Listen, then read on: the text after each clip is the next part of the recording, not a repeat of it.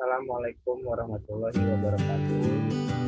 Kami dari Fakultas Ekonomi Bisnis kita disebut sebagai kelompok dua, anak-anak anggota dan kelompok kami. Saya sebagai moderator yaitu Muhammad Ramadan. Kemudian ada Arjunan Datangan Kulon, kemudian ada Jessica Rosalinda, Natalia Bubung, Ramanel Kirianto, Ustawali Budiarti, dan Sarila Bagiana.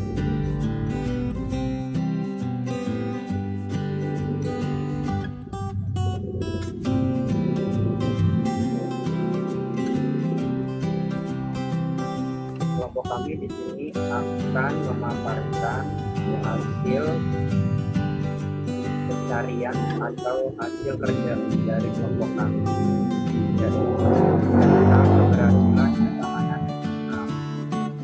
Jadi kami menemukan pengertian ketahanan nasional, kemudian ada ketahanan nasional, ciri-ciri ketahanan nasional, asas-asas ketahanan nasional, dan pengaruh aspek ketahanan nasional terhadap kehidupan berbangsa dan negara.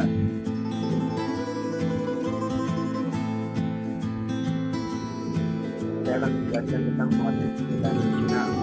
Pengertian ketahanan nasional yaitu ketahanan nasional atau tanggung Indonesia adalah kondisi dinamis bangsa Indonesia yang meliputi segenap aspek kehidupan nasional yang terintegrasi, yaitu kesatuan seluruh dalam kehidupan nasional berbangsa, baik unsur sosial maupun alamiah.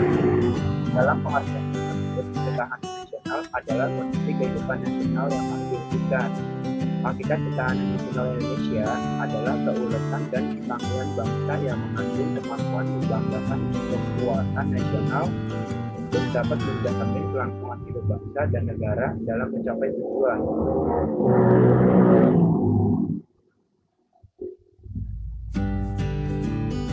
Ciri-ciri ketahanan nasional. 1. Sebagai persyaratan utama bagi negara berkembang. 2. Difokuskan untuk mempertahankan kelangsungan hidup dan mengembangkan kehidupan. 3. Temui dan atasi tantangan, hambatan, ancaman, dan gangguan dari dalam dan luar. 4. Berpedoman pada wawasan nasional. 5. Didasarkan pada metode antagrata, seluruh aspek kehidupan nasional tercermin dalam sistematika Astagrata yang terdiri atas 3 aspek alamiah atau Trigatra yang meliputi geografi, kekayaan alam, dan kependudukan, dan ilmiah aspek sosial atau Pencagatra yang meliputi ideologi, politik, ekonomi, sosial budaya, dan pertahanan keamanan.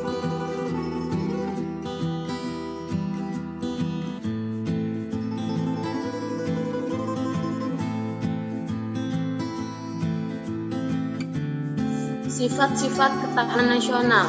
Yang pertama, mandiri. Artinya ketahanan nasional bersifat percaya pada kemampuan dan kekuatan sendiri dengan keuletan dan ketangguhan yang mengandung prinsip tidak mudah menyerah serta bertumpu pada identitas, integritas, dan kepribadian bangsa. Yang kedua, dinamis.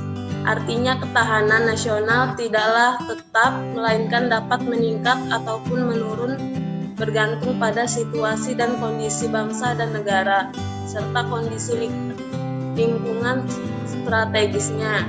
Yang ketiga, manunggal. Artinya ketahanan nasional memiliki sifat integratif yang diartikan terwujudnya kesatuan dan perpaduan yang seimbang, serasi, dan selaras di antara seluruh aspek kehidupan bermasyarakat, berbangsa, dan bernegara. Yang keempat, wibawa.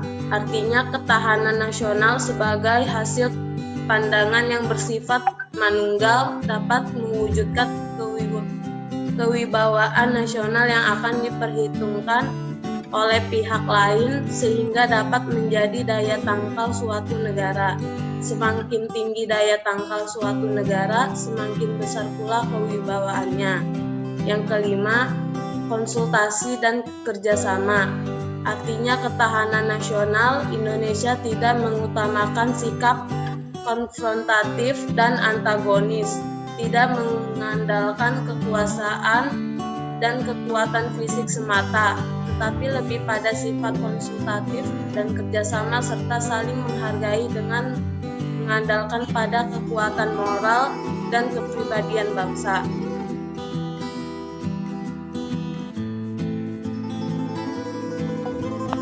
Asas-asas ketahanan nasional. Yang pertama ada asas kesejahteraan dan keamanan. Asas ini merupakan kebutuhan yang sangat mendasar dan wajib dipenuhi bagi individu maupun masyarakat atau kelompok. Dengan demikian, kesejahteraan dan keamanan merupakan asas dalam sistem kehidupan nasional. Yang kedua ada asas mawas ke dalam dan mawas keluar. Sistem kehidupan nasional merupakan perpaduan segenap aspek kehidupan bangsa yang saling berinteraksi. Di samping itu, sistem kehidupan nasional juga berinteraksi dengan lingkungan sekelilingnya. Yang pertama, mawas ke dalam. Mawas ke dalam bertujuan menumbuhkan hakikat, sifat, dan kondisi kehidupan nasional itu sendiri berdasarkan nilai-nilai kemandirian yang proporsional untuk meningkatkan kualitas derajat kemandirian bangsa yang ulet dan tangguh. Yang kedua, mawas keluar. Mawas keluar bertujuan untuk dapat mengantisipasi dan berperan serta mengatasi dampak lingkungan strategis luar negeri dan menerima kenyataan adanya interaksi dan ketergantungan dengan dunia internasional. Yang ketiga ada asas kekeluargaan. Asas ini bersikap keadilan, kesamaan gotong royong, tenggang rasa dan tanggung jawab dalam kehidupan bermasyarakat, berbangsa dan bernegara.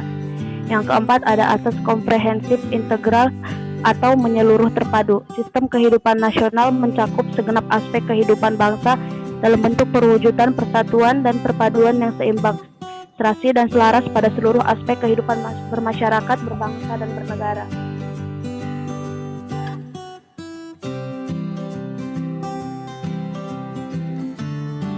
Pengaruh aspek ketahanan nasional terhadap kehidupan berbangsa dan bernegara. Satu, pengaruh aspek ideologi. Ideologi adalah suatu sistem nilai sekaligus ajaran yang memberikan motivasi.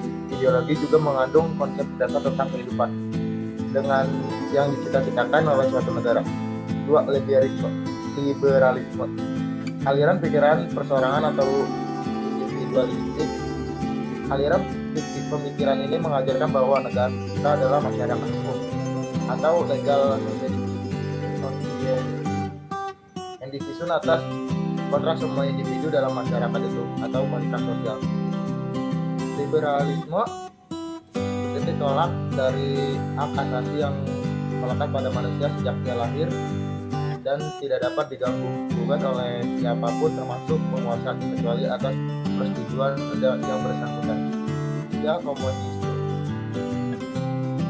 Aliran pikiran golongan atau kelas teori yang diajarkan oleh Karl Marx, Engels, dan Lenin pada mulanya merupakan kritik Karl Marx atas kehidupan sosial ekonomi masyarakat pada awal revolusi industri. Aliran pemikiran ini beranggapan bahwa negara adalah susunan golongan atau kelas untuk menindas kelas lain. Golongan ekonomi kuat menindas golongan ekonomi lemah.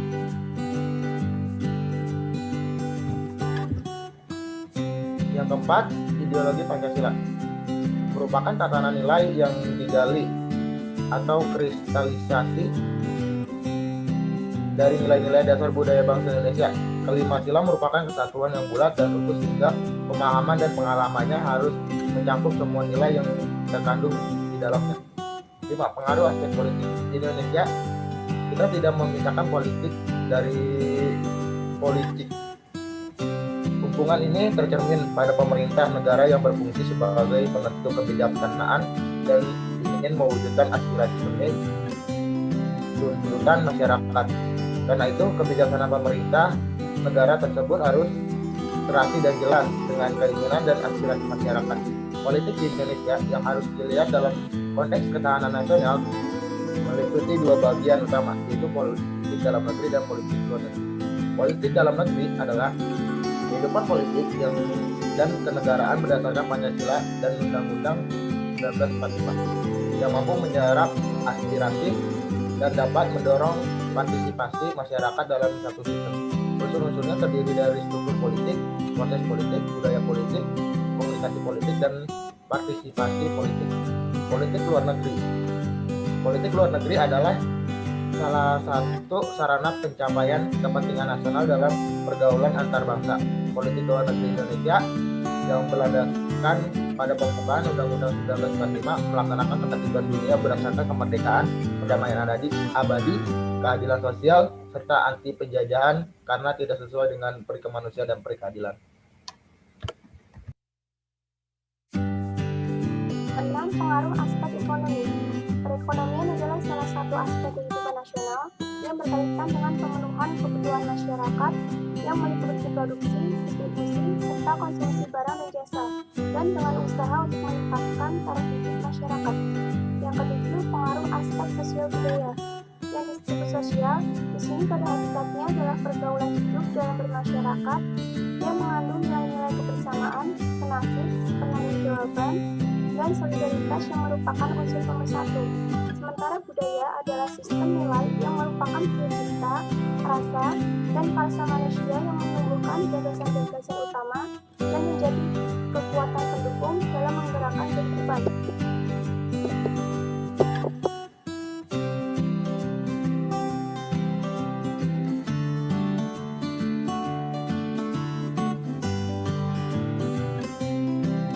Yang kedelapan, pengaruh aspek pertahanan dan keamanan. Yang pertama ada pokok-pokok pengetahuan pertahanan dan keamanan. Pertahanan dan keamanan Indonesia adalah semestaan dari upaya seluruh rakyat Indonesia dalam mempertahankan dan mengamankan negara demi kelangsungan hidup bangsa dan negara kesatuan Republik Indonesia. Pertahanan dan keamanan diartikan sebagai kondisi dinamik kehidupan pertahanan dan keamanan bangsa Indonesia yang mengandung keuletan, ketangguhan, dan kemampuan dalam mengembangkan, menghadapi, dan mengatasi segala tantangan dan hambatan yang datang dari luar maupun dari dalam. Yang kedua ada postur kekuatan pertahanan dan keamanan. Postur kekuatan Hankam. Postur kekuatan Hankam mencakup struktur kekuatan, tingkat kemampuan, dan gelar kekuatan. Terdapat 4 pendekatan yang digunakan untuk membangun postur kekuatan Hankam, yaitu pendekatan ancaman, misi, kewilayahan, dan politik.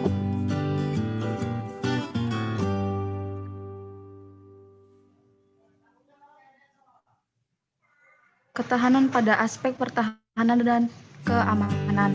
Pertahanan dan keamanan harus dapat mewujudkan kesiapsiagaan serta upaya bela negara yang berisi ketangguhan, kemampuan, dan kekuatan melalui penyelenggaraan Siskamnas atau Sishankam rata untuk menjalani kesinambungan pembangunan nasional dan berlangsung hidup bangsa dan negara berdasarkan Pancasila dan UUD 1945. Keberhasilan ketahanan nasional Indonesia memiliki semangat perjuangan bangsa dalam bentuk perjuangan non-fisik yang disertai keuletan dan ketangguhan tanpa kenal menyerah dan mampu mengembangkan kekuatan nasional dalam rangka menghadapi segala tantangan, ancaman, hambatan, dan gangguan yang datang dari luar maupun dari dalam untuk menjalani integritas, kelangsungan hidup bangsa negara serta mencapai tujuan nasional. 2. Sadar dan peduli akan pengaruh-pengaruh yang timbul pada aspek ideologi, politik, ekonomi, sosial budaya, dan pertahanan keamanan sehingga setiap warga negara Indonesia dapat mengeliminir pengaruh tersebut.